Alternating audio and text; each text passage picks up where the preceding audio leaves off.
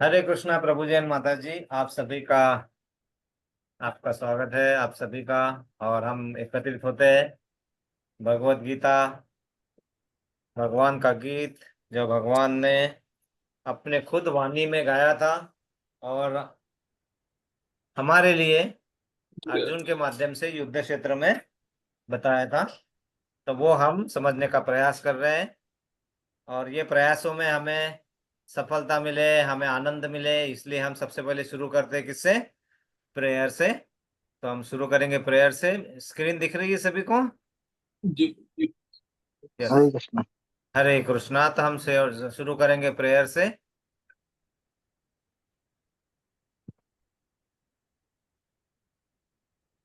ओम अज्ञानतिमिरान्धस्य ज्ञानाञ्जनशलाकया चक्षुरुन्मीलितनेन तस्मै श्रीगुरुवे नमः। श्रीचैतन्यमनोभीष्टं स्थापितं येन भूतले स्वयं रूप कदा मह्यं ददाति स्वपदान्तिकम्। वन्देऽहं श्रीगुरो युतपदकमलं श्रीगुरून् वैष्णवांश्च श्रीरूपं साग्रजातं सगण रघुनाथवितं तं सजीवम् स्वाद्वैतं सावधूतं परिजनसहितं कृष्ण चैतन्य देवम् श्रीराधा कृष्ण पादान सगण ललिता श्री विशाखानि विद्वांस। हे कृष्णा करुणा सिंधु दीनबंधो जगतपते गोपेश गोपिका कांता राधा कांता नमस्तुते। तप्त कांचन गौरांगी राधे वृंदावनेश्वरी वृषभानुसुते देवी प्रणमामि हरिप्रिये। वाञ्छाकल्पतरुभ्यश्च कृपा सिन्धुभ्य च पतितानां पावनेभ्यो वैष्णवेभ्यो नमो नमः। जय श्री कृष्ण चैतन्य प्रभु नित्यानंद श्री अद्वैत गदाधर श्रीवासादि गौर भक्तवृंद। हरे कृष्णा कृष्णा कृष्णा हरे हरे, हरे राम राम राम राम हरे हरे। हरे कृष्णा कृष्णा कृष्णा हरे हरे, हरे राम राम राम हरे हरे। हरे कृष्णा कृष्णा कृष्णा हरे हरे, हरे राम राम राम हरे हरे। हम गुरु महाराज का प्रणाम मंत्र बोलेंगे। नमो विष्णुपदाय कृष्ण पृष्ठाय भूतले श्रीमते जया पताका स्वामिने इति नामिने। नमाचार्य पदया निताय कृपा प्रदायिने गौर कथा धाम दया नगरागम तारिणे। नमो विष्णुपदाय कृष्ण पृष्ठाय भूतले श्रीमते भक्ति वेदांत स्वामिने इति नामिने। नमस्ते सरस्वते देवे गौरवाणी प्रचारिणे निर्विशेष शून्यवादी पाश्चात देश तारिणे। जय श्री कृष्ण चैतन्य प्रभु नित्यानंद श्री अद्वैत गदाधर श्रीवासादि गौर भक्तवृंद।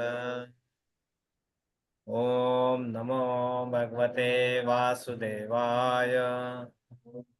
ओम भगवते वासुदेवाय। ओम नमो भगवते वासुदेवाय। ओम नमो भगवते वासुदेवाय। ओम नमो भगवते वासुदेवाय। ओम नमो भगवते वासुदेवाय।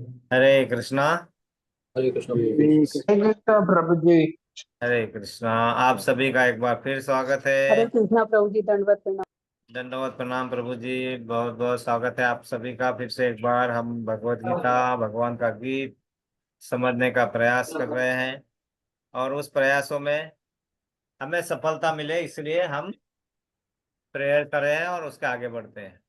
तो हम क्या करेंगे, पहले 10 मिनट कुछ बेसिक चीजें कितना हमें पता है क्या है उसको देखेंगे और आगे बढ़ेंगे, है ना। तो सबसे पहले, क्योंकि यहाँ पे बहुत सारे भक्त नए हैं और ABCD नहीं है तो पहले वो थोड़ा देख लेते हैं, उसके आगे बढ़ते हैं। तो पहले 10 मिनट ही होगा। तो सबसे पहले भगवान ने भगवत गीता क्यों लिखी? क्योंकि क्या होता है कि हमें जब इस कलयुग में हम हैं, और कलयुग में हमें कैसा जीना है, कैसा करना है, क्या हम कौन है, हमारा क्या संबंध है। हम यहाँ पे जब माँ बाप के पेट से जन्म लेके आते हैं तो हमारी जर्नी जो शुरू होती है वहां से हमारी जर्नी के एंड तक हमें कहाँ से और कैसे जाना है, और उसके लिए हमें क्या क्या करना चाहिए, वो सब समझने के लिए हमें ये भगवत गीता लिखी गई है। और ये भगवत गीता 5 पांडव, मतलब हमारी इंद्रिया, 5 इंद्रिया, है ना। हरे कृष्णा, हरे हरे हरे कृष्णा। सो ये हमारी इंद्रिया जो है वो 5 पांडवों को हम कंपेयर कर सकते हैं। हरे कृष्णा, हरे कृष्णा। तो हमारी इंद्रिया कौन सी है? 5 इंद्रिया। कौन कौन सी है? संस्कार, 5 इंद्रिया। हाँ, यस, हमारा कान, हमारी आंख, हमारी नाक, जीभ, चमड़ी, इसको हम 5 पांडवों के साथ कंपेयर कर सकते हैं। 5 पांडवों के साथ। 5 पांडवों का युद्ध किनके साथ हुआ था? कौरवों के साथ। मेन कौरव कितने थे? कम से कम 100 थे। तो ये कौरव मतलब हमारी विषय वस्तु है, मतलब हमें जो जहाँ आकर्षित करती है, पैसा, गाड़ी, घर, है ना। पुरुष है तो महिला, महिला है तो पुरुष, है ना। शॉपिंग, है ना, बहुत अच्छा खाना, बहुत ज्यादा, है ना। तो ये विषय वस्तु जो है, जो हमें हमें अपने कार्य से भटकाते रहती है, वो विषय वस्तु है, मतलब कौरव। तो ये लड़ाई किसके बीच में है? हमारे इंद्रियों के बीच में और वो कौरवों के बीच में। और इस लड़ाई में हमेशा जीत किसकी होती है? इंद्रिय विषयों की। पांडवों की नहीं हो रही ना, वो उस समय पांडवों की हुई थी। अभी तो पांडव हार ही रहे। हमारी आंखें वही देखती है जो मन बोलता है, बुद्धि बोलती वो नहीं देखते हैं। रील देखने के लिए मन बोलता है, हमारी आंखें वो रील देखते देखते देखते देखते आगे बढ़ती है। हमारे कान क्या सुनता है? जो मन बोलता है। बुद्धि बोलते वो नहीं सुनता है, बुद्धि को बोलते हैं साइड में, तो बुद्धि हो गई है, बुद्धि को बोलते हैं, है ना। तो हमारे जो ये इंद्रिया है ना, हमारे बस में ही नहीं रही है। और यही सबसे बड़ा कारण है, और इसीलिए दुख और दुख दुख हम अपना ले जाते हैं। देखो, ये जो है ना, ये मार्ग, मतलब ये ऐसा नहीं है कि हमें सब कुछ छोड़ के मंदिर में जाके और वो पूजा करना है और ये करना है। ये सब जो है ना, पंडित महाराज, पंडित, ये सब जो बताते हैं ना, ये कार्य के लिए पंडित, उसके लिए भगवान बताते हैं, सब सब आपको कोई जरूरत नहीं है। आपको जिस प्रैक्टिकल लाइफ में जी रहे हैं, आप प्रैक्टिकल लाइफ में जियो, लेकिन उसको वो समझ के हम जो कार्य कर रहे हैं, हम अगर साइंटिस्ट है, अपना साइंटिस्ट का कार्य कर रहे हैं, तो वो कार्य किस लिए कर रहे हैं, वो हेतु हमारा अगर सही है और उसको फोकस करके हम उसको हम कर रहे हैं, that is the best thing. तो अगर फोकस में लाना है तो किसको फोकस में लाया जाए? तो हम क्या करते हैं, चलो बॉस को खुश करने के लिए हम कुछ करते हैं। जो बॉस होता है, जो पढ़ाई करने वाला है, बोलते हैं हम टीचर को खुश करने के लिए कुछ करते हैं। जो टीचर होते हैं वो बोलते हैं हम टीचर, हेड में headmistress, headmaster, principal को खुश करने के लिए करते हैं। ठीक है, अच्छी बात है, क्योंकि उससे नौकरी में शायद ज्यादा देर तक टिकेगा, पैसा आएगा, ये सब कुछ बात है ना। पढ़ाई में भी शायद थोड़ा देर के लिए, लेकिन अगर हमें परमानेंट चाहिए और अच्छा चाहिए, तो हमें क्या करना चाहिए? जो सोर्स, ओरिजिनल सोर्स है, जहां से सब उत्पत्ति होती है, वो सोर्स हमें पता है। अगर वो सोर्स को हम केंद्रित करके अगर कार्य कर रहे हैं, जैसे अभी माता जी ने इतना अच्छा प्रसाद हम बनाया, और प्रसाद हम जाना है रोज, प्रभु जी को ऑफिस जाना है, और इनको भी ऑफिस जाना है, उनको भी नाश्ता करना है सबको, और रोज हम किचन में जाएंगे।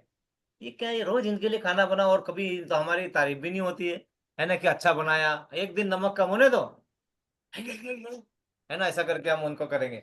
तो तारीफ करने में हम चूक जाते हैं, लेकिन वो जब जो भी कुछ गलत करना होता है उसके लिए बहुत जल्दी मुंह खुलता है, और अच्छा बोलने के लिए मुंह ही नहीं खुलता है हमारा। ये सब हमारा बंधन आ गए हैं। बंधन इसलिए आ गए क्योंकि आसपास सब वैसे ही है ना। कोई किसकी तारीफ करे, बोले अरे ये देखो अपने वाइफ की तारीफ कर रहा है, मतलब ये गोलू का बैल है, क्या बोलते हैं, जोरू का गुलाम वाला हो गया है ना। तो ऐसा बोलना चालू कर देंगे, अरे ये क्या है, ये देखो अपनी वाइफ की तारीफ कर रहा है ना, ऐसा है। ये सब चीजों के बंधन, क्योंकि आसपास वो सब, उनको क्या लग रहा है कि ये सब करना मतलब पॉलिश करना है। हाँ, संबंध ऐसे हो चुके हैं कि आसपास झूठी तारीफ सामने करते, घर से बाहर निकले, ऑफिस की तरफ चले कि फिर दूसरे वाक्य शुरू फिर से। तो वो सब चीजों में ऐसा लगता है कि कोई देख नहीं रहा है, लेकिन एक शक्ति है ना, वो शक्ति हर जगह है, वो शक्ति हर तरफ देखती है। तो वही अगर मन में भाव आ रहा है कि नहीं नहीं, जो तारीफ मैंने की थी वही तारीफ सच्ची है और उसी को रखते हैं हमेशा के लिए, वही कृष्ण भावना भावित है।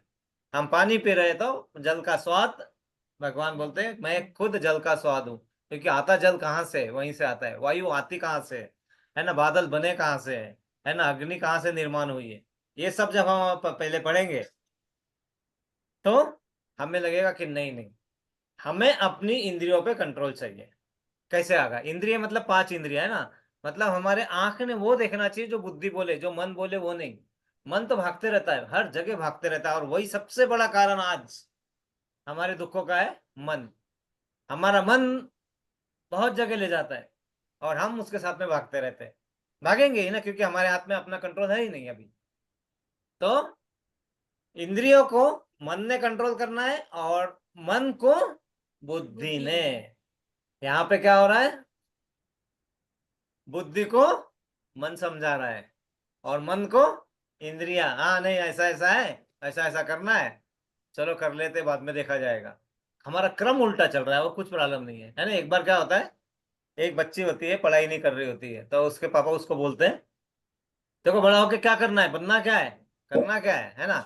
और बोलती है कुछ नहीं, बस थोड़ा सा बच्चे बच्चे हो जाए, है ना, पढ़ाई वढ़ाई कर लूँ, नौकरी वोकरी लग जाए, शादी हो जाए, घर हो जाए। बोले बेटा सब अच्छा है लेकिन क्रम में करना, है ना, जो भी है ना सब अपने क्रम में करना, है ना। पहले पढ़ाई कर ले, फिर डिग्री हासिल कर ले, फिर नौकरी ले ले, फिर शादी कर ले और फिर बच्चे, नो प्रॉब्लम। तो हमारा क्रम खराब खराब हो गया, कुछ भी नहीं है, सब कुछ आसपास है, क्रम में बाधाएं आ गई, और क्रम को बाधा हम नहीं करेक्ट कर पाते, इसीलिए हमें सत्संग में अच्छे बातें में सुन के उस क्रम को हम जब अगर सही कर लेंगे तो दैट वही हमारा शुद्धिकरण है। लेकिन वो करने का प्रयास करना अपने आप अकेले करने से नहीं होता, क्योंकि जब भी हम अकेले बैठेंगे ना हमारा मन फिर भागता है कहीं उठा के, अरे ये काम है मैं ये पहले कर लेता हूँ फिर वो कर लेंगे, और वो कभी होता ही नहीं है। तो ये 5 इंद्रिया पे कौरव भारी है। कौरव क्या है यहाँ के?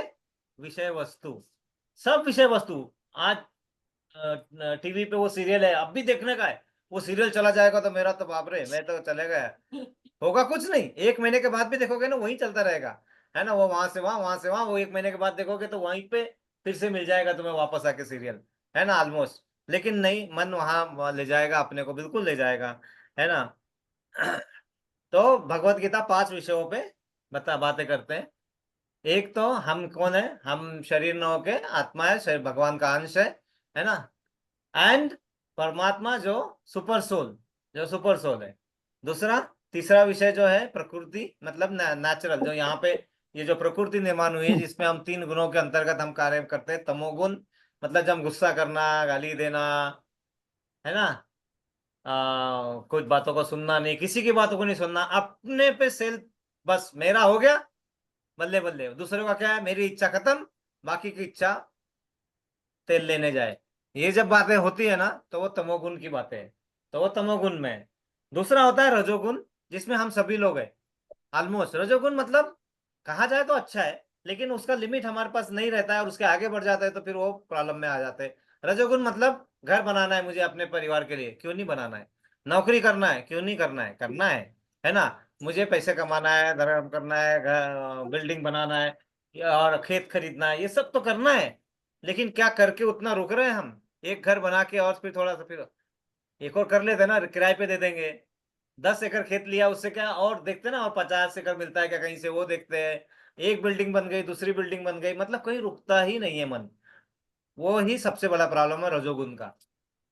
इसलिए वो दूसरा गुण है जिसके अधीन हम है। और तीसरा है सतोगुण। उस गुण में फिर धीरे धीरे हमारा मन सोचने लगता है कि इतना मैं जिंदगी भर भागते ही रहूं, भागते ही रहूं, थोड़ा सा मैं अच्छा कुछ कर लेता हूँ। थोड़ा कि चलो 2 बिल्डिंग है, 2 घर है, एक घर है, उसमें काम हो रहा है ना। थोड़ा है, थोड़े की जरूरत है, थोड़ा है, थोड़े की ही जरूरत है। जब वो थोड़ा चेंज आ जाता है ना, थोड़ी की ही जरूरत है, उतने में हमारा काम हो रहा है, और फिर हम मन को उसमें लगाते, तो वो जब चेंज आना चालू होता है, तो वो चेंज ही फिर हमें ये तीनों गुणों के अंदर जो हम फंसे हुए हैं ना, उससे बाहर निकालता है। फिर हमारी बुद्धि स्वतंत्र रूप से काम करना चालू करती है। अभी क्या हो गया, हम वो जो हम 250 साल अंग्रेजों के गुलाम थे ना, ऐसा ही गुलामी में हमारी इंद्रियां काम कर रही है ना। वो अपने मन से विचार ही नहीं होता, जैसा बोला वैसा ही कर लेते हैं, और फिर उसके हिसाब से फिर बोलते हैं, अरे यार इतने पानी पूरी नहीं खाना चाहिए था, अब मेरा पेट खराब हो गया, अब फिर वो डॉक्टर के पास जाना पड़ेगा, मलेरिया टाइफाइड भी हो रहा है अभी, क्योंकि वो बाहर का पानी पी लिया। वो क्योंकि इंद्रिया ने मांगा, मन ने बोला चल कर ले, ठीक है, नो प्रॉब्लम। ऐसा नहीं है, जहां तक पॉसिबल है कर लेना चाहिए। तो प्रकृति तीसरा, काल, समय, क्योंकि भगवान क्या बोलते हैं, मैं काल हूं। अब वो काल का सबसे बड़ा इंपॉर्टेंट क्या है, आपने एक बीज बोया, जमीन काली है, सबके लिए जमीन सेम है। हमने एक बीज बोया कटहल का, नहीं करेला का, प्रभु जी ने बीज बोया आम का, है ना। तो प्रभु जी को मिलेंगे आम कुछ दिनों के बाद, हमें मिलेंगे करेला। फिर करेला नहीं खाने का है, हमें करेला खाना नहीं है, लेकिन बीज किसने बोया, हमने बोया। तो वो बीज बो जो, तो क्या वो प्रकृति ने कुछ आप में कुछ दूजा भाव किया, नहीं किया ना। उनने तो उतना ही सनलाइट दिया सबको, पानी भी वही दिया, और जो जो जमीन थी, मिट्टी थी, वो मिट्टी ने कुछ बोला कि नहीं नहीं मैं इसको कड़ू बना, मतलब इसको कम पानी दोगे तो इसमें कड़वाहट लाना है, इसमें ज्यादा पानी देंगे तो ऐसा। वहां भेदभाव नहीं है, भेदभाव कहाँ है, हम में है। हम जो बीज बोते हैं, वो बीज हम सोच के ना बोएंगे तो अलग आता है। और दूसरा, समय, समय पे हमें, वो समय पे हमें विश्वास नहीं है, हमें आज चाहिए, मुझे आज ही करना है, ये 10 बिल्डिंग मुझे आज ही बनाना है, ठीक है ना। आप में कैपेसिटी आप बनाइए ना, शांति से करके करके करके करिए, फिर बना के उसको बांटिए, कर रही है जो भी करिए, लेकिन आज ही के चक्कर में इतना बड़ा लोन लेना है, फिर वो लोन वापस नहीं कर सकते, तो फिर वो बैंक में, फिर कर्जे में, फिर बाद में परेशानी, और फिर हेडेक, और फिर बाद में समाज से भागना है, फिर बाद में फिर एसबीआई बैंक में जाएंगे, बड़ा लोन लेंगे, और फिर देश छोड़ के भाग जाना है ना। ये है। और आखिरी चीज जो है वो कर्मा। ये 5 विषयों पे भगवत गीता, ये 5 विषयों पे बात करती है। ये है 5 विषय, है ना। तो ये संसार के जो 3 गुण है, वो तीनों गुणों के अधीन हम रहते हैं। कौन कौन से 3 गुण, तमोगुण, सतोगुण एंड रजोगुण। इसमें तो क्या करना होता है, जैसे मोबाइल का है ना, मोबाइल को फिर से ये 5 मिनट और रहेगा, उसके बाद में अपने अपने मेन इस पे आ जाएंगे। तो हमें चार्ज करना पड़ता है मोबाइल को चार्ज। तो यहाँ पे भी है, चार्ज करने के लिए बैटरी लगती है, एक तो डबल ए बैटरी, एक है triple A battery. Double A battery को हम बोलते हैं अफेक्शन एंड अटेंशन। अफेक्शन मतलब किसी के बारे में हम सहानुभूति रखना, है ना, वो अफेक्शन होनी चाहिए सबको। दूसरा अटेंशन, हम सिर्फ अपने बारे में बोलते हैं, बाकी है क्या करना है तेरे को, क्या करना है, क्या है, ये जो चीज हम नहीं करते ना, तो हमारे कभी भी हम भगवान के साथ जोड़ नहीं सकते। ये दूसरा। तीसरा, ट्रिपल ए बैटरी, बड़ी बैटरी होती है, सेल देखे ना, 2 तरह के सेल होते हैं, इसमें छोटा सेल लगेगा, और दूसरा बड़ा वाला, उसमें बड़ा सेल लगता है। तो वो उसमें अफेक्शन, अटेंशन और एक्सेप्टेंस, मतलब जो कर रहे हैं उसका स्वीकार करना है। नहीं नहीं मैं बोलूंगा वही सही है, और उन्होंने जो किया वो उसका स्वीकार नहीं करना, तो गलत बात है। हमारा एक्सेप्टेंस लेवल आना चाहिए, हमें हमें किसी की स्वीकृति, जो भी कार्य हो रहा है, कर रहे हैं, किसी ने किया है, वो स्वीकार करते आना चाहिए। और इससे हमारी बैटरी चार्ज नहीं होती, हमें चाहिए 4A सेल, 4A का चाहिए। और चौथा ए है अप्रिसिएशन, मतलब अगर हम किसी के कार्य का अप्रिसिएशन नहीं कर पा रहे, तो मतलब हम चूक रहे उस कार्य में। और ये सब होने के बाद भी, ये तो भौतिक जगत में चार्जिंग के लिए आपको सेल लग जाएगा, लेकिन आध्यात्मिक जगत में ये सेल काम नहीं करते हैं। तो उसके लिए हमें क्या चाहिए, एसोसिएशन। एसोसिएशन मतलब भगवत संग अगर हम नहीं कर रहे हैं, हम अकेले अपने घर में बैठ के पढ़ रहे हैं, अपने घर में बैठ के हम कुछ भी कर रहे हैं, है ना, और एसोसिएशन में नहीं जा रहे, तो क्या होगा, हम आगे नहीं बढ़ेंगे। आगे नहीं बढ़ेंगे मतलब प्रगति वो जो होगी वो बहुत लिमिटेड प्रगति होगी। तो एसोसिएशन सबसे इंपॉर्टेंट बात है। भगवत गीता टोटल 700 श्लोकों की है। पहला चैप्टर 46 श्लोक, यहाँ पे देखिए, पहले चैप्टर में 46 श्लोक, दूसरे में 72 है, तीसरे में 43। आगे नहीं बढ़ेंगे हम। पहला पहला चैप्टर देखिए, भगवान कृष्ण ने कितने श्लोक बोले? 0। पहले चैप्टर में भगवान ने कुछ श्लोक ही नहीं बोले, क्योंकि मालूम है पहले इनको ही बोलना है, इनको बोलने दो पूरा। क्योंकि जब तक बोला नहीं जाएगा, जब तक बाहर नहीं निकाला जाएगा, तब तक ये पता नहीं चलेगा कि प्रश्न क्या है, प्रश्न की गहराई क्या है। हम अगर ऊपर ऊपर से प्रश्न करेंगे तो प्रश्न की गहराई पता ही नहीं चलेगी, और हमें यह नहीं पता चलेगा कि प्रश्न है क्या, किस चीज के लिए प्रश्न था। तो भगवान ने पहले क्या किया कि वो प्रश्न को पूरा कंप्लीट होने दे दिया, इसीलिए भगवान ने पहले इसमें कोई श्लोक नहीं बोला है। देखिए, जैसा ही दूसरा चैप्टर शुरू हुआ, भगवान के श्लोक कितने हो गए? 63। क्यों? क्योंकि दूसरा चैप्टर का नाम क्या है? गीता का सार।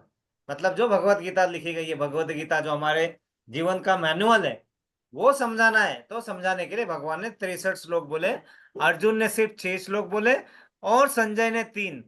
यहाँ पे पूरे इसमें सिर्फ धृतराष्ट्र ने एक ही श्लोक बोला है, जो पहला श्लोक है भगवत गीता का। क्योंकि जो भी महाभारत रामायण जो शुरुआत होती है ना, वो शुरुआत करने वालों को हम भूल जाते हैं। एक्चुअली ये हमने धन्यवाद देना चाहिए धृतराष्ट्र को। अगर धृतराष्ट्र न होते तो हमें भगवत गीता नहीं मिलती थी। एनीवे, वो सब भगवान का रचता होता है, रचता खेल है। तो यहाँ पे ये जो है, ये श्लोका पूरे 700 श्लोक है ऐसे। और यहाँ पे देखा जाए तो भगवान ने कितने श्लोक बोले? 574, 574। अर्जुन ने 85, संजय ने 40, और सिर्फ एक श्लोक धृतराष्ट्र ने। और वो भी शुरुआत कैसे किया? मेरे पुत्र और पांडु के पुत्र। मतलब वहीं से भेदभाव शुरू, वहीं से भेदभाव शुरू। जबकि पांडु उनके भाई थे और उन्होंने धृतराष्ट्र को राज्य देके चले गए थे, फिर भी उन्होंने क्या बोला? मेरे पुत्र और पांडु के पुत्र। मतलब वहीं से प्रॉब्लम शुरू हुआ है। तो भगवत गीता को हम जब करते हैं शुरुआत करने के पहले, तो ये शंकराचार्य जी महाराज कहते हैं, भगवत गीता कचिदानंद किच्चिदाधीत गंगा जललव कनिका पिता सकृदपि येन मुरारी समर्चा तस्य यमा किम कुरुते चर्चाम। इसका मतलब क्या है? जिसने भगवत गीता को कुछ भी पढ़ा है, गंगा जल की जिसने एक भी बूंद पी है, एक बार भी जिसने भगवान श्री कृष्ण का अर्चन किया है, उसकी यमराज चर्चा नहीं करता है।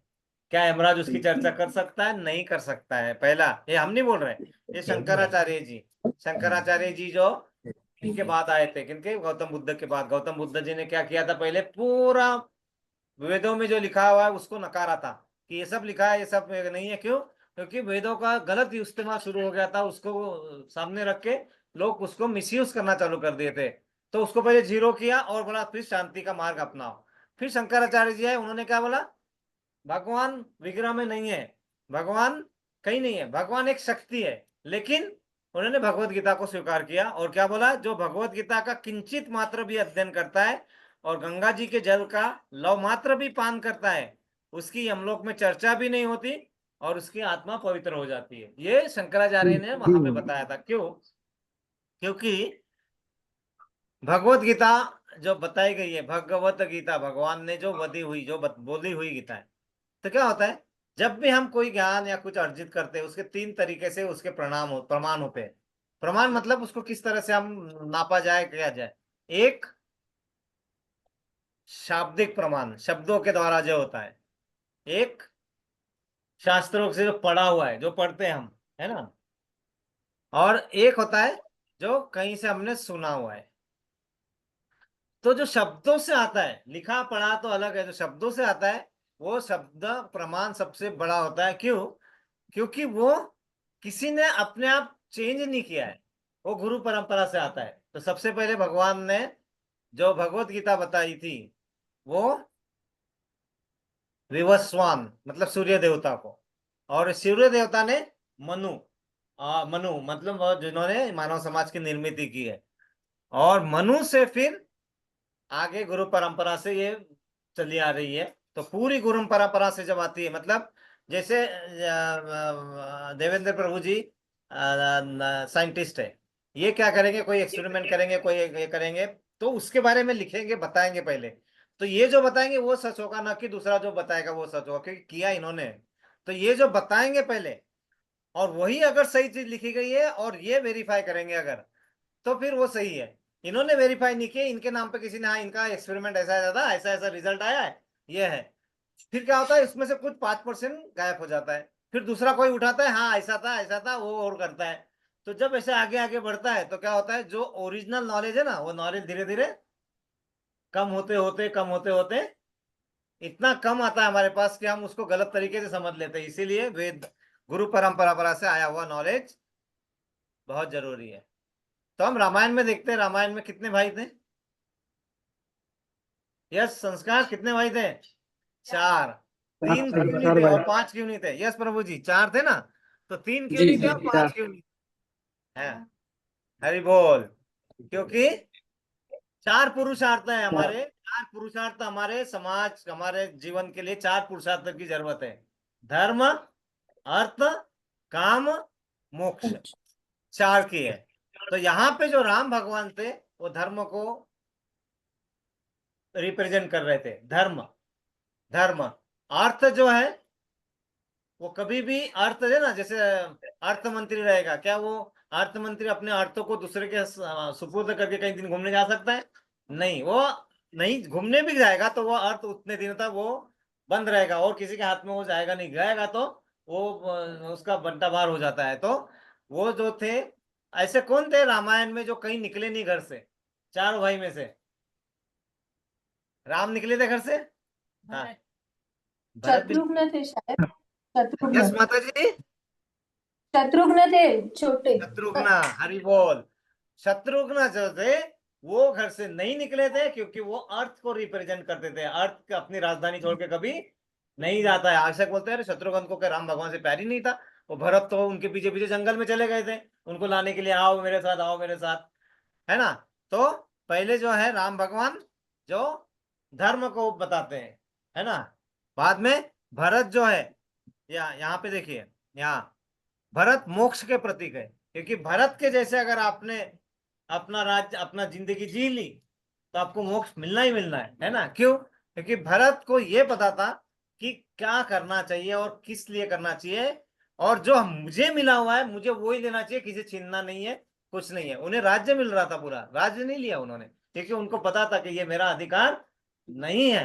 तो वो गए और उनकी खड़ाऊ चप्पल लेके आए और उनको अपने सर पे लेके आके वहां रखा, और वही किया जो राम भगवान कर रहे थे वनवास में, कर रहे थे वनवास, वनवास की तरह जी रहे थे। भरत ने भी वही किया, वो राज्य में नहीं रुके, वो राज्य के बाहर सीमा के बाद कुटिया बनाई, घास फूस और के पे कंटिन्यू चलते थे, वही खाते थे घास फूस वाला जो फल, और वही उन्होंने 14 साल रहा।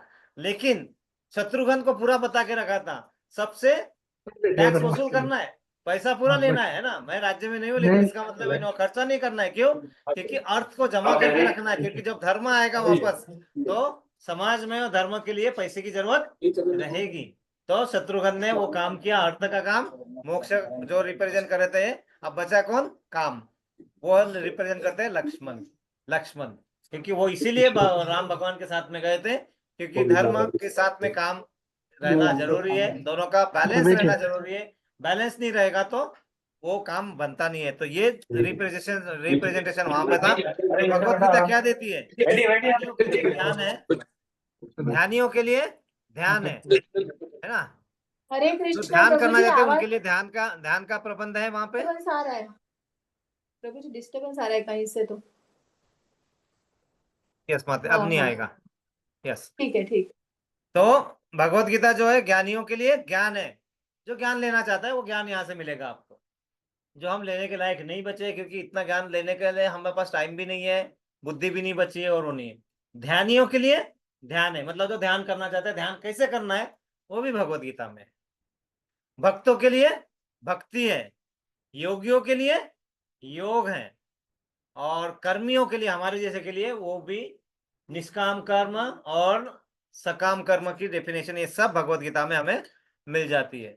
लेकिन हमारा प्रॉब्लम कहाँ है? प्रॉब्लम यहाँ है, बनावट, सजावट और दिखावट, ये सभी इंसान के व्यक्तित्व में के गिरावट के कारण है। हमारी गिरावट क्यों होती है? हम बनावट में फंसे हुए हैं, बनाना दिखाना है दूसरों को। खुश है, नो प्रॉब्लम, लेकिन हम दूसरों को दिखाना चाहते हैं कि खुश है, और इसीलिए फिर मुझे मर्सिडीज खरीदनी पड़ती है।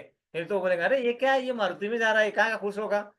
अच्छा तो फिर मर्सिडीज खरीदो, क्यों? उसको दिखाने के लिए। हम खुश है वो नहीं है, दूसरों को दिखाने के लिए। तो इसलिए सजावट।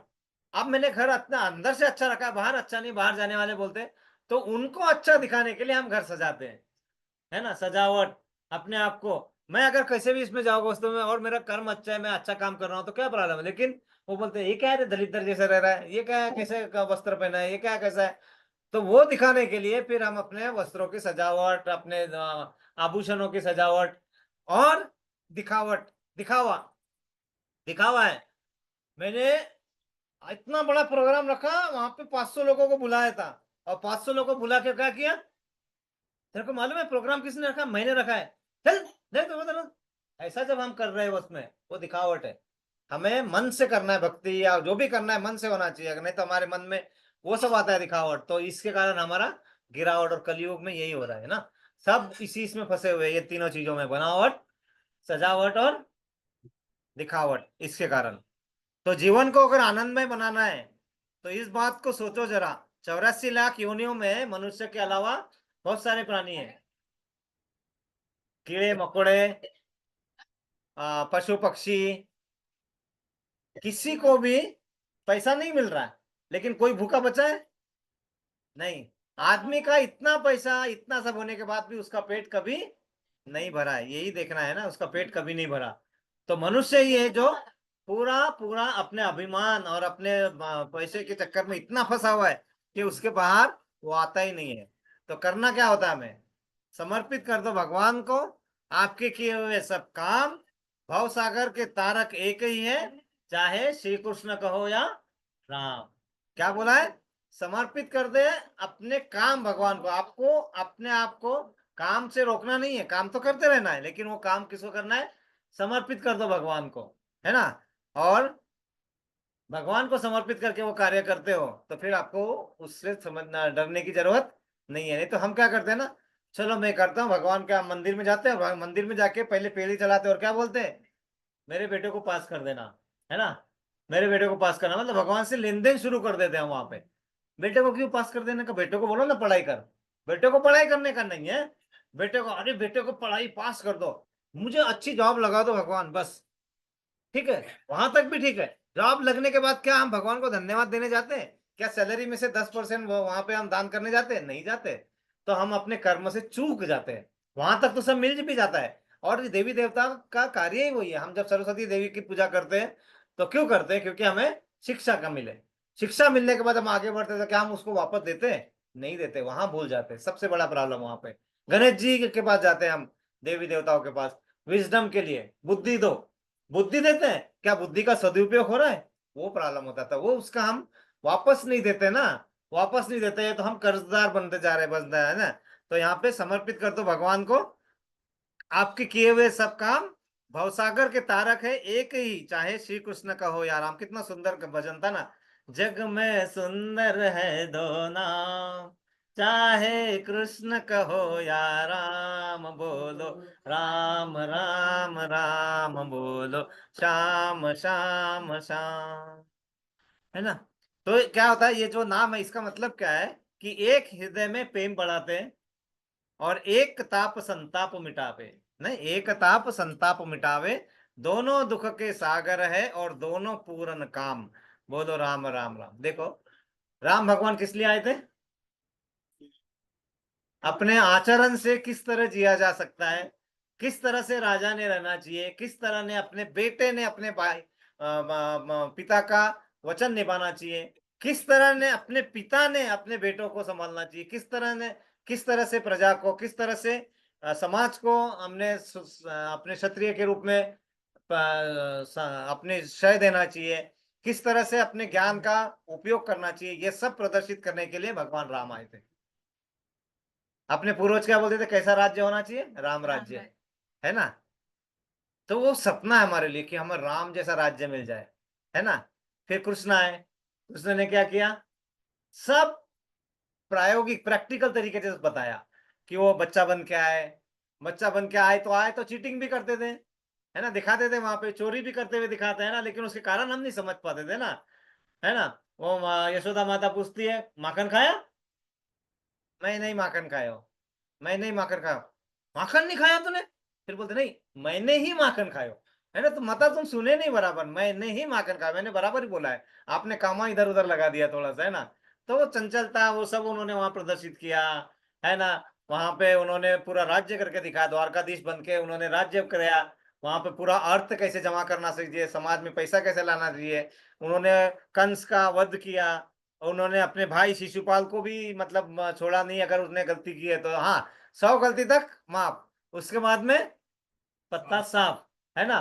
तो हम लोग गलती पे गलती, गलती पे गलती करते ही रहते, करते रहते, सुधारने का कोशिश करते ही नहीं है। बोलते कौन देखने वाला है, देखने वाले सब कुछ है ना। तो यहाँ पे ये दो नाम है, बहुत सुंदर है। तो जब हम भगवान के नाम पे आते हैं ना, भगवान, हम बोलते हैं सबसे रिचेस्ट मैन कौन है, गूगल पे जाएंगे और who is the richest man, है ना, कोई नाम आएगा, कौन है रे वो, हाँ? एलन मलस की कुछ बोल रहा है, कुछ तो नाम है, कुछ तो है ना, नाम से क्या करना है ना। तो कोई वो नाम बता रहा है ना, मेरा भतीजा है वो, कोई तो नाम बता रहा है, मेरे को सुनाई नहीं आया, चलो। मस्क है, मस्क बोल रहे हैं वो, है ना, मस्क है। बगैर बेटा हे राणी काय म्हणताय तर कोणी आलं असेल तिथे ते, हॅलो कस, तो वो वो बोलते हैं रिचेस्ट है ना। शक्तिशाली कौन है, तो हम देखेंगे who has one the wrestling, मतलब किसने वो युद्ध मतलब कुश्ती वाला जीता है, वो नाम ढूंढ के लाएंगे हम, है ना। फिर देखेंगे कि कौन सबसे ज्यादा फेमस है, तो देखेंगे कोई, देखेंगे अमिताभ बच्चन फेमस है शायद, और भी है वो फेमस है, वो फेमस है, वो देखते रहते हैं ना। ठीक है। उसके बाद में देखेंगे कौन ज्यादा ब्यूटीफुल है, कौन ज्यादा इन्फ्लुएंशियल है, ये सब हम देखने जाते हैं। कौन सबसे ज्यादा त्यागी है, जिसने त्याग किया है ना, हम ढूंढते जाते हैं। ठीक है, कर भी लिया। एक एग्जांपल ले लिया, अमिताभ बच्चन फेमस है सपोज, है ना, नाम ले लिया। अमिताभ बच्चन आज है, समझो 10 साल के बाद, 15 साल के बाद, 25 साल के बाद नहीं है, उनके कुछ सालों तक, 100 सालों तक, 200 साल तक उनका नाम होगा, उसके बाद में कोई याद रहेगा, फिर भूल जाते हैं। यहाँ पे भगवान ने भगवत गीता कितने साल पहले बताई थी, अभी तो 5200 साल पहले, समझो ना। अभी तक भी हम उनके वो ले रहे हैं, नाम ले रहे हैं, कर रहे हैं ना। तो क्या होता है कि ये चीजों का हमें मानना जरूरी है कि भगवान के 6 अपुलेंसेस होते हैं, अपुलेंसेस मतलब अधिकता है, मतलब वो सबसे ज्यादा धनवान है, वो सबसे ज्यादा शक्तिमान है ना, वो सबसे ज्यादा ब्यूटीफुल है, सबसे ज्यादा फेमस है, सबसे ज्यादा रिनाउंसिएशन मतलब त्याग वाले हैं ऐसा, और सबसे ज्यादा रिचेस्ट, नहीं रिचेस्ट हो गया, हाँ बुद्धिमान है। अब याद कैसे रखेंगे ये 6 अफ्लुएंसेस को, तो मैंने बहुत बार फार्मूला बताया, एक बार फिर बता देते हैं, आज नए लोग हैं। शायद आई को फेसबुक नहीं पता है, बाबूजी को फेसबुक नहीं पता है, लेकिन बाकी सबको फेसबुक पता है ना। और फेसबुक ओपन करने के लिए पासवर्ड भी लगता है। तो FB, फेसबुक, पासवर्ड का PW ले लो, और उनका पासवर्ड हमने रख लिया अच्छा सा कृष्णा, के आर शॉर्ट फॉर्म में डाल दिया, है ना। तो FB, PW, KR, F famous, most famous, W wealthiest, सबसे ज्यादा वेल्दिएस्ट है ना। फिर उसके बाद में P पावरफुल, W विजडम मतलब बुद्धिमान, पासवर्ड क्या था, KR कृष्णा, के मतलब नॉलेजेबल, मतलब बहुत बुद्धिमान, सबसे ज्यादा बुद्धिमान, R रिनाउंसिएशन मतलब त्याग वाले।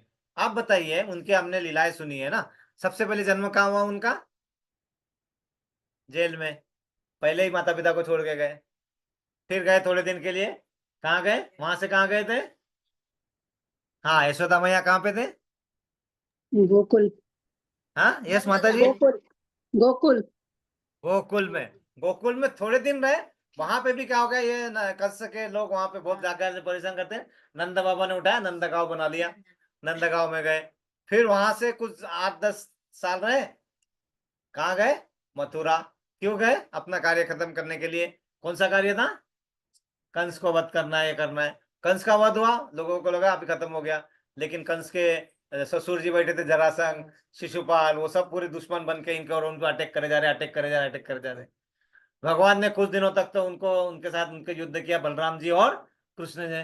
लेकिन बाद में जब देखा कि ये तो करते जा रहे हैं, तो मैं तो इनको हराते रहूंगा, लेकिन ये लोग मानने वाले नहीं, तो इन्होंने क्या किया, अपने जो भक्त थे उनको बोला तुम लड़ो और हम देखेंगे क्या करना है ना, तो उनको शक्ति, उनके शक्ति को ये किया, और उसलिए उन्होंने क्या किया, वहां जब आए वो जरासंध और वो जब युद्ध के लिए, ये भगवान वहां से रन छोड़ के चले गए, इसलिए उनका नाम क्या है, रणछोड़ दास। वो उसके लिए नहीं कहते कि वो जीत नहीं सकते हार नहीं सकते, वो देते थे अपने भक्तों को शक्तिशाली बनाना है ना, खुद को खड़े करना है ना।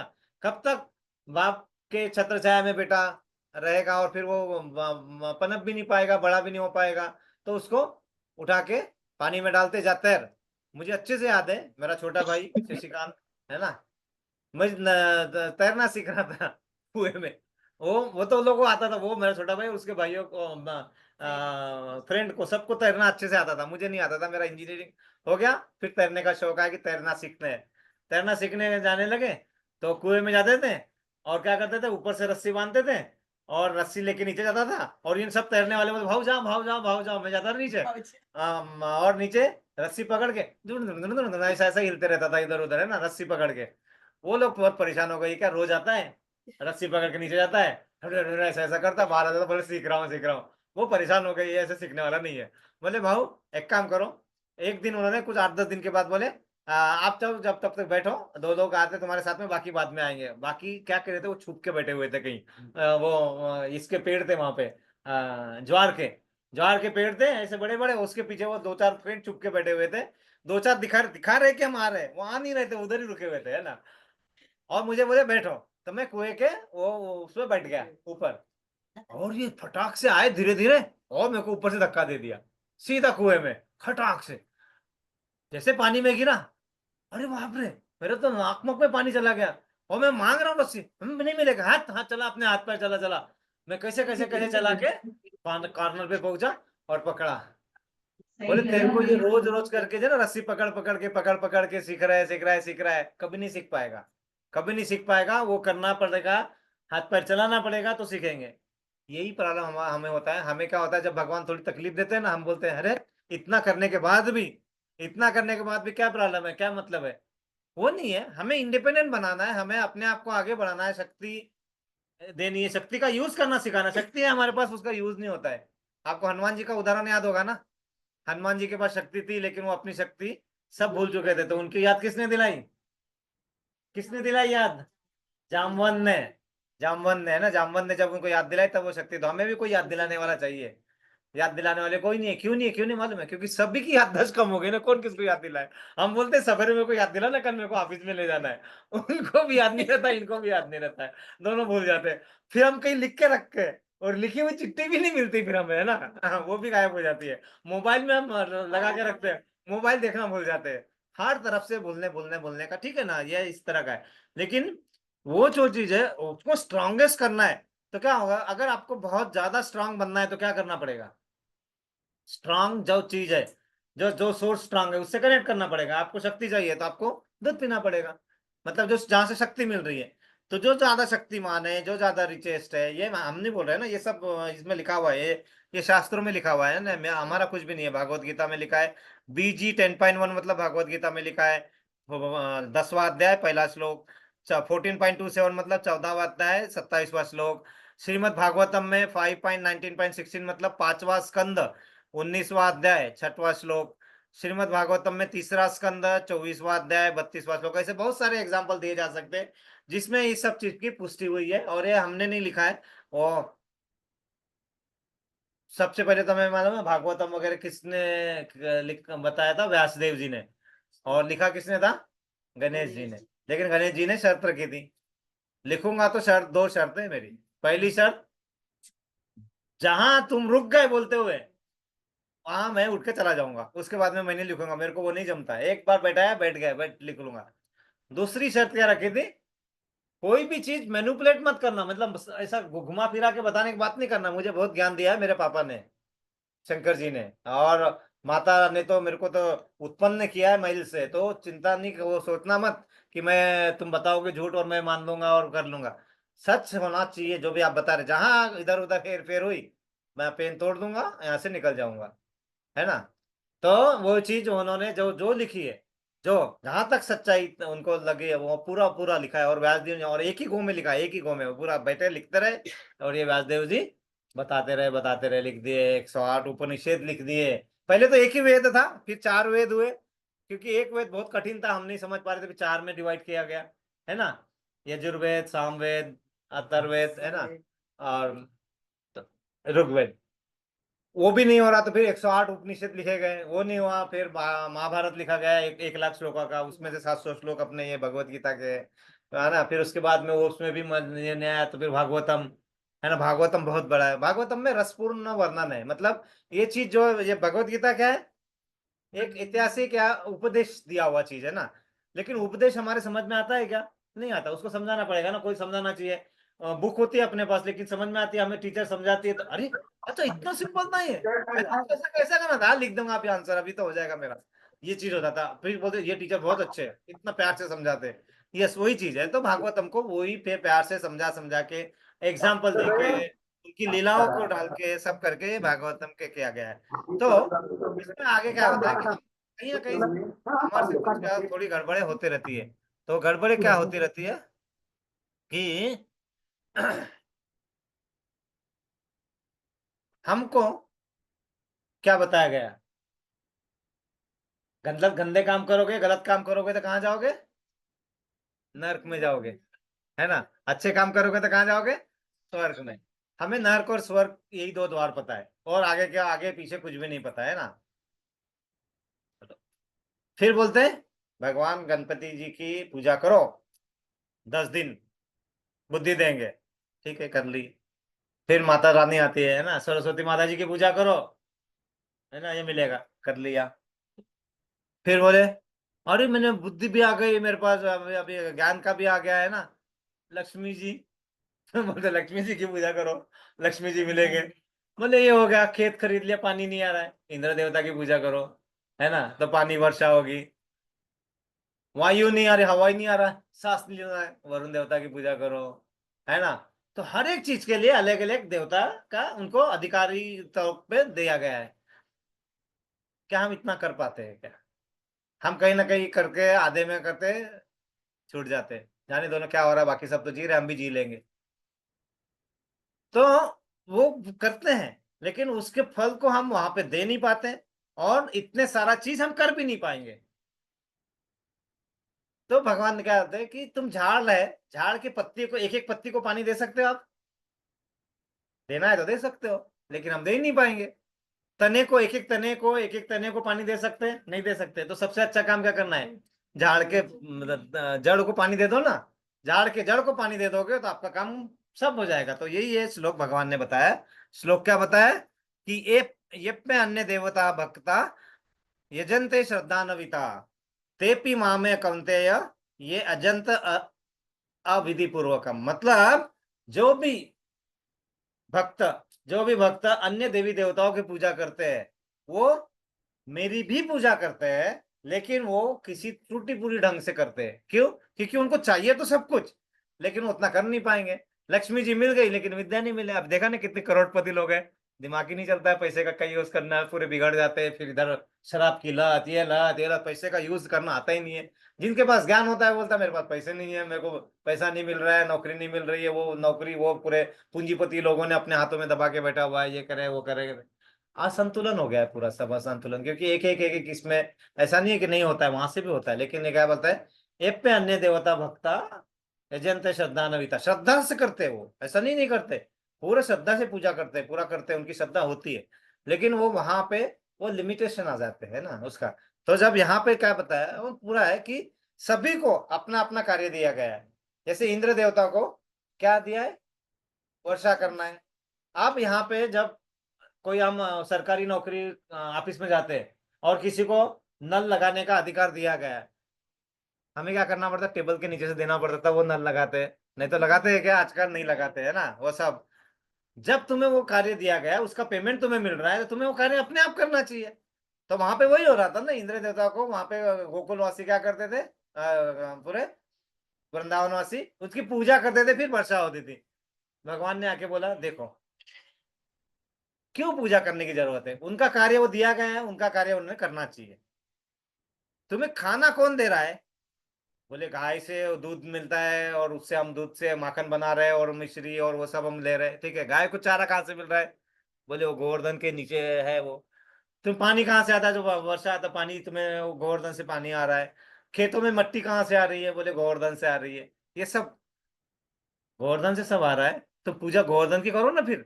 तुम क्यों पूजा वहां के कर रहे हो, तुम वो जो सामग्री लाए ऐसी करो। तो उसके कारण फिर इंद्र देवता को घमंड के कारण उन्होंने क्या किया, सबको ये करने के लिए, डराने धमकाने के लिए सबसे खतरनाक बादल, क्या नाम था उनका, यरुनी, क्या किसी को मालूम है माता जी प्रभु जी? तो मेरे को याद नहीं आ रहा वो, यहुनी यरुनी कुछ नाम था, वो बादल नाम है। वो बादल सबसे खतरनाक बादल है, मतलब इतना जोर से पानी लाएंगे कि पूरा बहा देंगे। तो उन्होंने 7 दिन तक उतना किया। जब उनके टैंकर खत्म हो गए, फिर आगे भगवान को बोले, अरे देखा नीचे, अरे ये तो गड़बड़ हो गया है। तो ये छोटा सा एक बालक अपने दाएं बाएं हाथ की अंगूठी के नाखून पे ये पूरा गोवर्धन को उठा के खड़ा है। लेकिन वो गोवर्धन लीला भी बड़ी बड़ी प्यारी है ना। गोवर्धन लीला में क्या करते हैं कि भगवान जब वो नाक पे उठाते हैं, नाखून पे उठाते, तो पूरे वो जो ग्वाल वाला होते हैं ना, अरे रुक ठाकुर, रुक, रुक कन्हैया, ठाकुर जी रुको, मैं हम तुम्हें सहायता करते। सब घर में दौड़ के जाते, अपनी अपनी लकड़ी उठा के लाते, और वो लगाते लकड़ी उठा के, और बोलते लाला अब तू छोड़ दे, तू छोड़ दे, अभी अभी हमने सब लकड़ी लगा ली है। बोले रुक जाएगा इस पे? बोले हाँ, हमने इतने लाखों लोग हैं, अब पूरी लकड़ी लगाई है, पूरा रुक जाएगा। जैसा कन्हैया ने उंगली हटाना शुरू किया, वो गिरना, अरे कन्हैया बचा बचा बचा, उंगली लगा उंगली लगा, हमें तो पता ही ना कि तेरी उंगली में इतना जोर है। बोले तेरी उंगली में जोर इतना आता कहाँ से? बोले तुम लोगों का प्रेम है। हाँ, तेरे में कुछ जोर नहीं, हमारे प्रेम में जोर है ना, हमारे प्रेम में जोर है। और यही सही बात है, भगवान में जोर कहाँ, हमारे प्रेम से ही आता है ना। भगवान किसके भूखे हैं? हमारे प्रेम के ही भूखे हैं। तो हमारा प्रेम जितना हम करेंगे भगवान के प्रति, उनसे हमारा दृढ़ संबंध और अच्छा बनता है। और करना कुछ नहीं, उन्हें क्या, उन्हें हमसे कुछ चाहिए? कुछ नहीं चाहिए। वो क्या बोलते हैं, पत्रम पुष्पम फलम तोयम यो में भक्ता प्रयच्छति। मतलब पत्रम, पत्ता दे दो, फलम पुष्पम मतलब कोई फल है कहीं से मिला, मेरा ही जो झाड़ लगा हुआ है वहीं से फल लेके आओ, पुष्प ले लो, या पानी दे दो। नहीं दे रहा तो मानसी रूप से। एक बहुत अच्छे पंडित थे ना, उनके पास कुछ नहीं था, वो मानसी रूप से ही देते थे भगवान को, कि आज मैंने भगवान के लिए, हाँ हाँ हाँ, क्या स्वादिष्ट खीर बनाई है मैंने भगवान को, और भगवान को मैं अर्पण कर रहा हूँ, लो भगवान। और भगवान वो लेते थे, वो मन से ही वो फिर बोलते थे, हाँ हाँ हाँ, आज तो मैंने राधा रानी के रसगुल्ले बनाए हैं, मैं भगवान को दे रहा हूँ, हाँ कितने स्वादिष्ट है। मुंह में पानी आ रहा है किसी के? मेरे आ रहा था इसलिए बोल रहा हूँ। तो वो दे देते हैं वैसा, वो दे दिया उनको मानसी रूप से। मतलब आप जब मन को कनेक्ट कर देते हैं तो वो वहां तक पहुंचता है। और एक बार वो दे देते, एक बार इन्होंने मन से सोचा नहीं, उनको मिला नहीं, इन्होंने, भगवान ने दूसरा भोग भी नहीं लिया, भगवान जो भोग था वैसे ही नहीं लिया। बोले नहीं, मेरे को पहले वो उनका भोग चाहिए। बोले वो तो कुछ आता नहीं है, कुछ नहीं है। नहीं नहीं, मन से, मतलब हम मन से अगर हम कनेक्ट कर जाते हैं ना, यही होता है कृष्णा भावना भावित होना। हमें कुछ और दूसरा करने के, जो भी कार्य हम कर रहे हैं वो कार्यों को मन से समर्पित करना अगर हम कर सकते हैं। तो यहाँ पे क्या किया, हम झाड़ को पानी ना, झाड़ के जड़ को पानी दे दो, है ना, जड़ को पानी। तो फिर हमें क्या नहीं करना पड़ेगा, हमें पत्तों को पानी देने की जरूरत नहीं है। और सबसे बड़ा क्या है, पत्तों को नहीं, डालियों को नहीं। देखो, ये पढ़ना अच्छे से ना। हे ईश्वर, आईना साफ किया तो मैं नजर आया, आईना साफ किया तो मैं नजर आया, और मैं को साफ किया तो फिर तू नजर आया। आप समझा इसका कुछ मतलब? समझा क्या बाबूजी? जब मेरे बाबूजी मतलब पिताश्री है, वो कम सुनाई आता, इसलिए मैंने ऐसा बोला। मेरा कोई उनको हाथ करने नहीं, वो थोड़ा ये है, इसलिए मुझे जोर से बोलना पड़ता है, मुझे भी कम सुनाई आता थोड़ा सा। तो हमने क्या किया, हे ईश्वर, आईना साफ किया तो मैं नजर आया, लेकिन मेरे अंदर का मैं, अहम, ईगो, जब मैंने साफ किया तो फिर भगवान नजर आया। अंदर बैठे हैं परमात्मा के रूप में, लेकिन हमारा जो ये जो है अभिमान, या जो मिथ्या अहंकार, वो मिथ्या अहंकार हमें फंसाता है, और इसलिए हमें वो जो सामने होके भी नजर नहीं आता है ना। ये तो हम तो ये कर्म योग वाला चैप्टर कर रहे थे, एक श्लोका लेंगे और हम आगे अपना रुकेंगे, कि अपने पास अभी 3 मिनट या कुछ बाकी है। कितना टाइम हो गया? 3 मिनट बाकी है। या तो हमारा, हम जो श्लोका ले रहे थे वो श्लोका लेते हैं। कर्म योग हम पढ़ रहे थे। हमने पिछले बार श्लोका लिया था, श्लोका नंबर 48 और 39।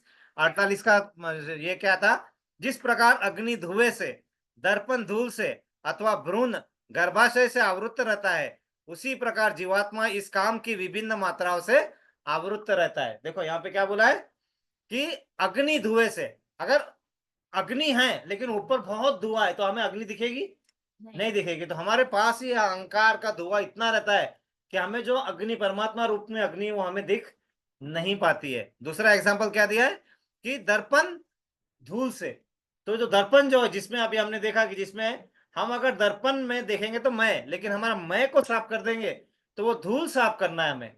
तो धूल साफ कर दोगे तो दर्पण में हमें साफ नजर आएगा, तो थोड़ी धूल साफ करना है। और जीवात्मा भ्रूण गर्भाशय में, क्योंकि जब बच्चा गर्भ में होता है तो क्या होता है, उसे बहुत तकलीफ होती है, क्योंकि वो नाड़ से बंधा रहता है, ना हाथ पैर हिल सकता है, ना कुछ कर सकता है। वो झाड़ के जैसा है, ये झाड़ को बांधा है ना, झाड़ क्या कर सकता है, ऐसा हिल सकता है, लेकिन जा सकता है इधर से उधर, दूसरे झाड़ से बात करने नहीं जा सकता बेचारा, है ना। उसको बोलते हैं कि वो झाड़ के आम बहुत अच्छे हैं, मेरे को खाना है, वो इधर से ही देखेगा लेकिन खा नहीं पाएगा, है ना। वो नहीं जा सकता है कहीं पे भी, तो वो बच्चा ऐसे ही बंधा रहता है वहां पे नाड़ से। तो ये जो चीजें बताइए ना, तो हमारा माइंड जो है ना बंद गया है, बंद गया है। वो वही वही चीजों से, वही वही चीजों से वो खुल जाएगा ना, हमारे पास बहुत सारी चीजें, इतनी अच्छी अच्छी चीजें है ना, कि हम अच्छे से जिंदगी जी सकते हैं, जिंदगी का भरपूर आनंद भी ले सकते हैं, और अगले जीवन के लिए हम कुछ कर भी सकते हैं। इसके लिए क्या, हमारे सेंस जो है, इंद्रियों को कंट्रोल करना है। किसने? बुद्धि ने, न मन ने नहीं, है ना। तो ये यहाँ पे, तो इससे सबसे अच्छी चीज क्या है, ये सब चीजों को कंट्रोल करने के लिए मन को कहाँ लगाओ? भगवान के भक्ति में, श्रवणम करो, कीर्तनम करो। बुद्धि को क्या लगाओ? बुद्धि को सोचने के लिए, ज्ञान लेने के लिए। जब मेरा काम खत्म हो गया इसका थोड़ा सा मैं ज्ञान भगवान के बारे में अर्जित कर लूं, नहीं तो फिर क्या करूंगा मैं, वहाँ मोबाइल देखूंगा, मैं टीवी देखूंगा, मैं ये करूंगा वो करूंगा, है ना। तो वही अगर हम उसमें अच्छे कार्य, सबसे बेस्ट कार्य जो है उसमें अगर लगा देते हैं तो हमारा क्या होगा, हमारी इंद्रियों को वहां पे लगा। वहां में भजन बता के गा के सुनाया गया, लेकिन हमें सुना नहीं कभी, है ना। कैसे ना, है आंख वो जो प्रभु का दर्शन किया करे, है मुख जो प्रभु नाम का स्मरण किया करे, है व्यर्थ जो मुख वो व्यर्थ जो रहे व्यर्थ की बातों में, है मुख जो प्रभु नाम का सिमरन किया करे। जाने दो, आगे बढ़ते हैं, है ना। तो श्लोका नंबर 39 जो था उसका हमने देखा था माता जी, हमने 39, हाँ देखा था। तो वो इस प्रकार था कि इसका अर्थ, इस प्रकार ज्ञानमय जीवात्मा, मतलब हम ज्ञानमय है, हमारे पास ज्ञान है। जीवात्मा मतलब हम जीव का, ज्ञानमय जीवात्मा की शुद्ध चेतना उसके काम रूपी नित्य शत्रु से ढकी रहती है, तो कभी भी तुष्ट नहीं होता और अग्नि के समान जलता रहता है। हम लोग कभी भी तुष्ट नहीं होता। देखिए हम कार्य करते हैं, क्या हमें संतुष्टि मिलती है? नहीं मिल पाती है। क्यों? क्योंकि हम वहां कार्य को उस संतुष्टि के माप तोल से लेते ही नहीं है। तो यहाँ पे क्या बताया, शुद्ध चेतना, शुद्ध चेतना मतलब हमारी आत्मा जो है ना, शुद्ध चेतना काय से ढकी हुई? काम रूपी से, मतलब विषय वस्तु है, विषय वस्तु है। विषय वस्तु में सबसे बड़ा क्या शत्रु बताया? काम, मतलब सेक्स डिजायर, है ना, वो सबसे ज्यादा है। लेकिन और भी दूसरे खाना, बहुत खाना है, बहुत सारी चीजें, जो डायबिटीज हो जाता है, लेकिन फिर भी खाने के लिए मिठाई ही पसंद आता है, मिठाई पसंद आता है ना। किसी को बीपी लो है, किसी को बीपी ज्यादा है, लेकिन जिसकी बीपी लो है उसको क्या करना है, नमक वाला चाहना है, उसको नमक नहीं चाहिए होता है। जिसका बीपी हाई है उसको नमक नहीं चाहिए, उसको अचार चाहिए, पापड़ चाहिए है ये सब चीजें हमारे हमारे वो नित्य शत्रुओं के रूप में हमें ढकी हुई है, और इससे हम तुष्ट नहीं होता और अग्नि के समान जलता रहता है। भगवान पूरा प्रैक्टिकल समझा रहा है यहाँ पे ना, पूरा प्रैक्टिकली, कि जिसके कारण हमारे प्रॉब्लम प्रॉब्लम हमेशा बढ़ते ही रहेंगे ना। ये प्रॉब्लम ना बढ़ते रहे, इसलिए हमें आगे बढ़ना चाहिए। तो आगे का एक श्लोक लेते हैं। और ये सब चीजें है ना, पशु पक्षी पेड़ पौधे ये सब नहीं कर पाते, क्योंकि पेड़ पौधे बंधे हुए हैं, पशु पक्षी भी बंधे हुए हैं। कैसे? सोच नहीं सकते। हरि बोल, हरे कृष्णा। वो सोच नहीं सकते, वो सोच नहीं सकते, तो क्या कर सकते हैं, वो उस मार्ग पे जा नहीं सकते जिस मार्ग से उनको छुटकारा मिलेगा। तो वो बंधे रहते, बंधे रहते, बंधे रहते, है ना। तो उनका धुआं वो हटा नहीं सकते। हम भगवान से प्रेयर कर सकते हैं कि भगवान वो जो तुमने धुआं का आच्छादित धुआं जो बनाया हुआ है वो हटा दो। वो प्रेयर कर सकते हैं। वो धुआं हट गया तो क्या है, बल्ले ही बल्ले, बल्ले ही बल्ले, सब आपको अच्छा दिखेगा, सब नजर आएगा, सब कुछ। तो वो शक्ति हमारे पास है, और वो अमूल्य शक्ति है। वो अमूल्य शक्ति देवी देवताओं के पास भी नहीं है, क्योंकि वो भी देवी देवताओं की पूजा नहीं। क्योंकि कैसा है ना, जैसे अगर हम ऑफिस में जा रहे हैं, किसी ऑफिस में कोई 4 5 नौकरी कर रहा है, तो हम वो बॉस की पॉलिशिंग का ज्यादा कर सकते हैं क्या? नहीं कर सकते ना। हम बॉस और रिलेशन, उनका ही रिलेशन कर सके। लेकिन वही अगर हम पिताजी और भाई और उनके उनका संबंध हम और प्यार से और अच्छा मतलब और संबंध और प्यार जता सकते हैं। हम बॉस के साथ ऐसा कर सकते हैं, नहीं कर सकते। बॉस के साथ वो ऑफिशियल रिलेशन ही रहेंगे। तो वो ऑफिशियल रिलेशन है देवी देवताओं के भगवान के साथ में, क्योंकि वो अधिकारी गण है। हमारे कुछ नहीं, हमारे तो सीधे बड़े भक्त वाले रिलेशन है। हम कुछ भी बोलते हैं, कन्हैया को कैसे है ना माता यशोदा माता, कैसे राधा रानी गोपिया। तो वो जो है प्रेम वाला जो रिलेशन है, वो ऑफिस वाले रिलेशन से कंपेयर नहीं कर सकते हमें। तो यहाँ पे वही हमारे पास एक एडवांटेज है। तो हम अगला एक श्लोक जल्दी से करेंगे और रुकेंगे। तो अगला श्लोक था हमारा श्लोका नंबर 40। श्लोका नंबर 40 है या इंद्रियाणि मनोबुद्धिर इन्द्रियाणि मनोबुद्धिः अस्याधिष्ठानमुच्यते अस्याधिष्ठानमुच्यते एतैर्विमोहस्य यत्यस्य एतैर्विमोहयत्स्य ज्ञानमावृत्य देहिनम्। ज्ञानवाददेहिनम् इंद्रियाणि इंद्रिया, मन मन, बुद्धि बुद्धि, अस्य इस काम का, अधिष्ठानम निवास स्थान, उच्चते कहा जाता है, ऐसे हैं इन सबों से, विमोहति मोहग्रस्त करता है, ऐसा यह काम, ज्ञानम ज्ञान को, आवृत्त ढककर, देहिनम शरीरधारी को। क्या बता रहे? अभी हमने क्या देखा था कि कहीं ढका हुआ है, अब भगवान आगे का बता रहे। क्या बता रहे? इंद्रिया, मन तथा बुद्धि इस काम के निवास स्थान है। अब सबसे बड़ा दुश्मन हमारा क्या था? काम। तो उसका निवास स्थान क्या है वो पता चल जाएगा, तो हम वहां पे ढूंढ सकते हैं ना। भगवान बता रहे क्या क्या है उसका निवास स्थान? इंद्रिया, मन और बुद्धि, है ना। इनके द्वारा यह काम जीवात्मा के वास्तविक ज्ञान को ढककर उसे मोहित कर लेता है। मतलब इन तीन चीजों का इस्तेमाल कर रहा है वो। तो इन तीन चीजों को हमें थोड़ा शुद्धिकरण करना है। कैसा है ना? तो इसका अर्थ है, शब्दार्थ, परपोर्ट। जय शिला प्रभुपाद।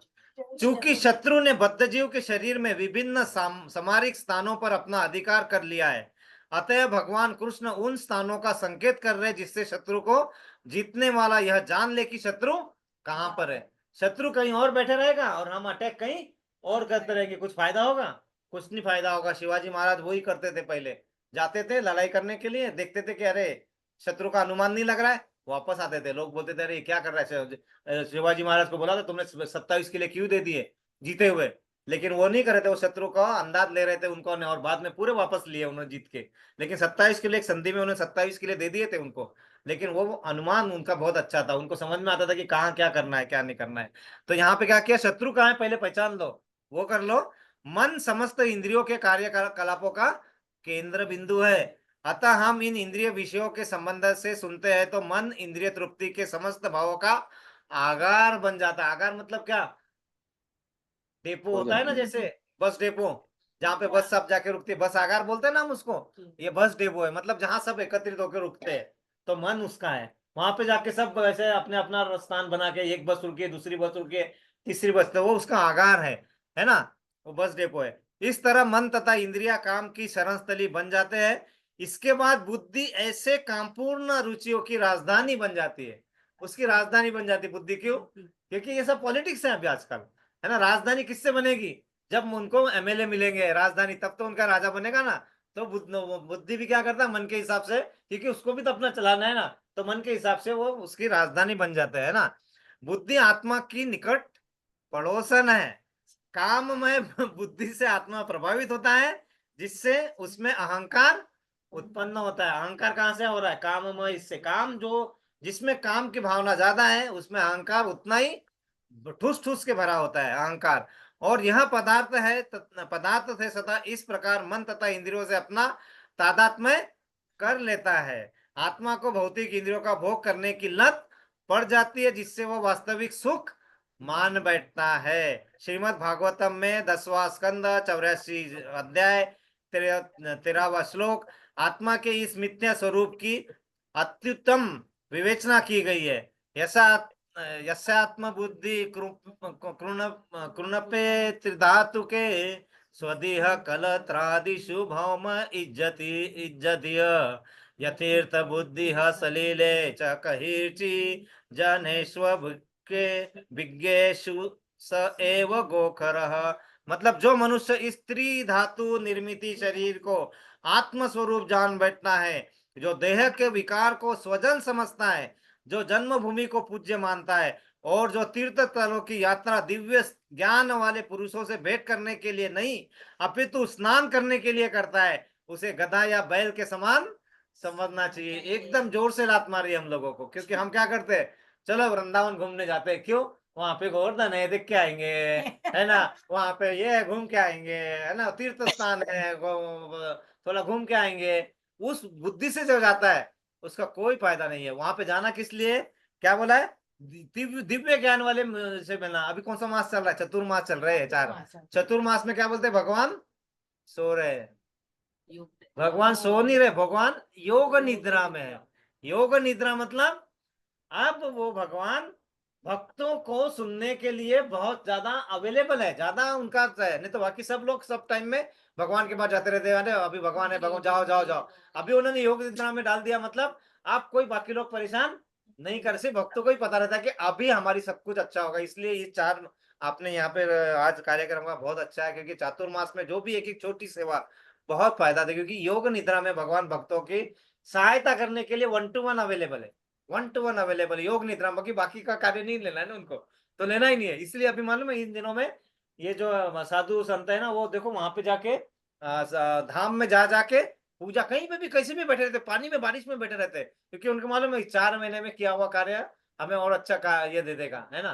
तो ये चतुर्मास में किया हुआ काम है। और क्या बताया, जो इस त्रिधातु निर्मित शरीर को आत्मस्वरूप जान बैठता है, त्रिधातु, है ना। एक्चुअली हम पंचभूतों से बने हुए ना, जल पृथ्वी आकाश, जल वायु आकाश पृथ्वी अग्नि, है ना, उससे और महतत्व से, और इस शरीर को ही सब कुछ मान बैठे हम लोग। जबकि शरीर क्या है, थोड़ा देर है, फिर बाद में जैसे चेतना निकल गई, बॉडी, है ना। अगर हम 4-5 में से कोई हम टपक जाता है तो मेरे को कोई बोलेगा रविशंकर है, ये बोलेंगे बॉडी है ना, सॉरी। माता जी को अगर चलेगा, कोई बोलेगा मुना है, नहीं ये बॉडी है, ये बॉडी को लेके जाओ, ये बॉडी को जला दो, ये बॉडी को ये करो, सब बॉडी बॉडी हो जाती है ना, है ना।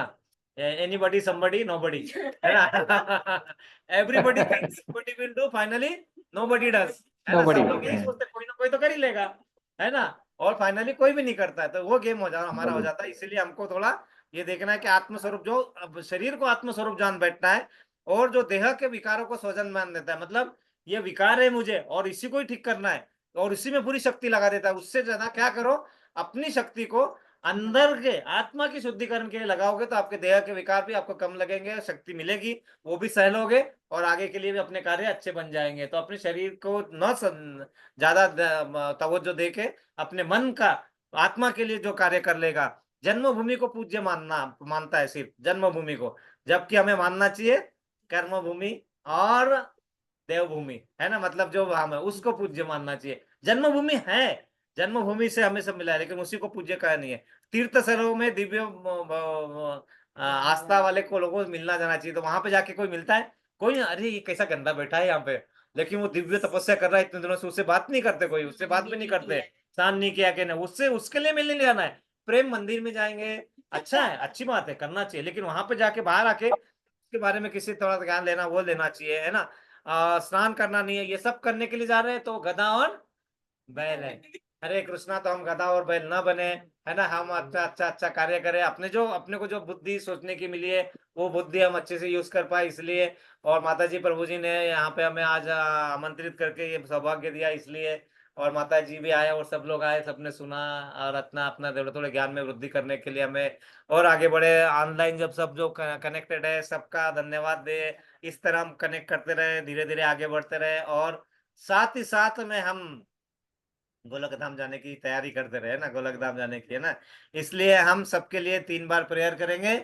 हरे कृष्णा, हरे कृष्णा कृष्णा कृष्णा हरे कृष्णा हरे हरे हरे राम, राम राम हरे राम हरे राम कृष्णा, हरे कृष्णा, कृष्णा कृष्णा हरे हरे, हरे हरे राम, हरे हरे राम राम, राम राम हरे हरे। हरे हरे कृष्णा, हरे कृष्णा, कृष्णा कृष्णा हरे हरे, हरे राम, राम राम हरे।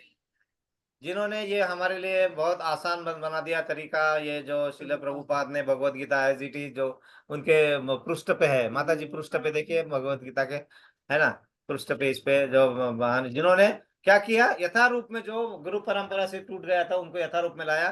तो हमारे प्रभुपाद जी के लिए हम 3 बार प्रेयर करेंगे। यस माता जी। हरे कृष्णा कृष्णा कृष्णा हरे हरे, कृष्ण हरे कृष्ण राम हरे हरे, राम हरे राम राम राम राम राम, राम राम हरे हरे हरे, कृष्णा हरे कृष्णा कृष्णा कृष्णा कृष्णा हरे हरे, कृष्णा हरे हरे हरे, हरे राम राम राम राम राम हरे हरे, हरे हरे, हरे कृष्णा हरे कृष्णा कृष्णा कृष्णा कृष्णा कृष्ण हरे, कृष्णा कृष्ण हरे हरे हरे, हरे हरे राम राम हरे राम राम राम राम राम राम हरे हरे हरे। हरे। तो इस तरह आप सब भी, आप भी यहाँ आए और आपने ये सब अटेंड किया, इसलिए आप सभी का धन्यवाद। और यहाँ पे एक जो वहाँ पे है उनके लिए भी एक है इनवाइट है, आप मन से जुड़ सकते हैं। कल सवेरे 8 बजे हमारे ये एक ये रखी हुई है, इसको बोलते हैं हम संकीर्तन यात्रा, है ना। संकीर्तन यात्रा मतलब जिसमें वहाँ पे पूरा नगर संकीर्तन बोलते हैं इसको।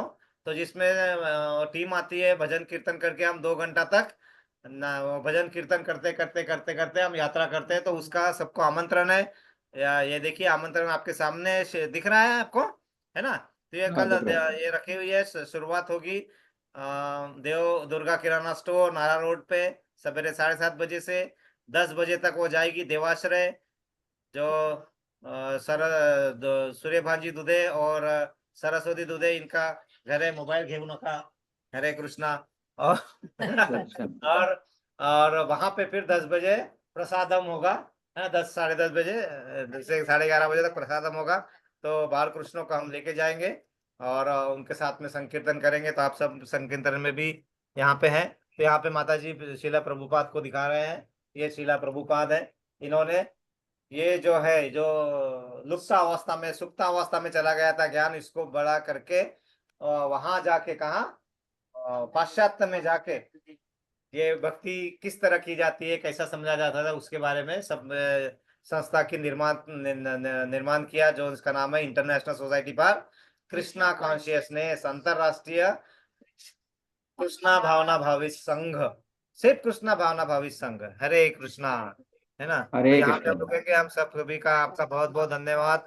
वांछा कल्पतरु भक्ष कृपा सिंधु कृपा सिंधु एव च वैष्णवेभ्यो नमो वैष्णवेभ्यो नमः। नमो नमः। अनंत कोटि वैष्णवंद की जय, जय जय हरे श्रील कृष्ण, हरे प्रभुपाद कृष्ण। की जय, जय ग्रंथराज श्रीमद् भागवत गीता की जय, जय जय गौर प्रेमानंदे, हरि हरि बोल। सभी हरि एकत्रित हरि बोल। भक्तों की बोल। जय जयकार हो। हरे कृष्णा हरे सभी एकत्रित कृष्ण कृष्ण। भक्तों की जय जयकार हो। हरे कृष्णा हरे सभी एकत्रित भक्तों की जय जयकार हो। हरे कृष्णा हरे श्री हरे तुलसी कृष्ण। गौरांग की जय जयकार हो। हरे कृष्णा। हरे हरे कृष्ण। एक बार सभी हरि बोल बोलेंगे। वंदना माता जी और देवेंद्र प्रभु जी के लिए हरि हरि बोल, हरि हरि बोल। बोल। बोल, हरि हरि बोल। हरे बोल। कृष्णा, हरि हरि बोल। बोल। हरि बोल। हरे वंदना